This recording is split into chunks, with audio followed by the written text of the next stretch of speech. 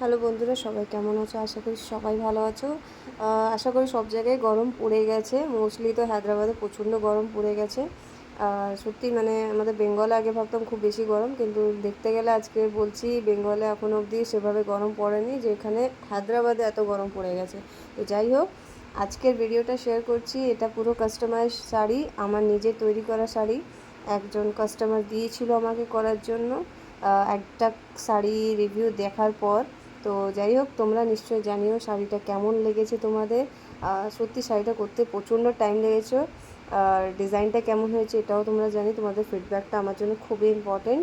তো সবচেয়ে মোস্টলি কথা হচ্ছে ডিজাইনটা এতটাই ঘনত্ব কি আমার করতে প্রচণ্ড টাইম লেগেছে। একটা ডিজাইন করতে প্রায় 1 ঘন্টা লেগেছে। তাহলে ভাবো, তাহলে এতগুলো ডিজাইন ঘন মানে এত ডিস্টেন্সটা কম, তো মানে গ্যাপটা কম, পুরো মানে ঘন করা হয়েছে ডিজাইনটা। তো যাই হোক, আমি পরে বুঝতে পারছিলাম যে এত ঘন করাটা উচিত হয়নি, একটু গ্যাপ দিলে ভালো হতো। তো সেটার জন্য খুব টাইম লেগে গেল, প্রায় 2 মাস আমার টাইম লাগলো এই শাড়িটা নামাতে। তো যাই হোক, নামানোর পরে একটা বলে না নিজেকে স্যাটিসফাই করা, তো আমি শাড়িটা দেখে এতটাই হ্যাপি হয়েছি, মানে স্যাটিসফাই হয়েছি। তো আমার স্যাটিসফ্যাকশানটা সত্যি আমার জন্য খুবই কাজ, যেহেতু আমি কাজটা করছি। আমি যদি নিজে স্যাটিসফাই না হই না, তো আমার সত্যি লাগে যে কাস্টমারও স্যাটিসফাই হবে না। তো নিজের স্যাটিসফ্যাকশানটা মোস্ট ইম্পর্টেন্ট হয়, তারপরে কাস্টমার রিভিউটা ইম্পর্টেন্ট হয়। তো যাই হোক, শাড়িটা দেখো তোমাদের কেমন হয়েছে তোমরা নিশ্চয়ই জানি, আমার তো ভালো লেগেছে।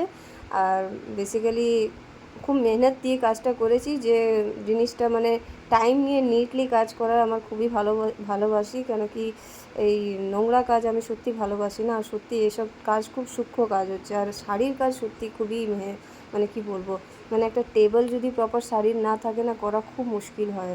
তো যাই হোক, মডেল হিসাবে আমি নিজেকেই তৈরি করলাম, নিজেই পরে নিলাম শাড়িটাকে। আর তারপরে দেখো, তোমরা দেখো কেমন লাগছে। কেন কি তোমরা যদি শাড়িটা পরে না দেখালে তোমরা হয়তো বুঝতে পারতে না, তার জন্য শাড়িটা পরলাম। তো কেমন হয়েছে নিশ্চয়ই জানিও, মডেলটাও কেমন লেগেছে নিশ্চয়ই জানিও। আর কি করছি। তো যাই হোক, তোমরা বলো, তোমাদের সত্যি ফিডব্যাকটা খুব ইম্পর্টেন্ট। আর আশা করি তোমাদের সাপোর্ট নিয়ে আগে নিয়ে যাবে।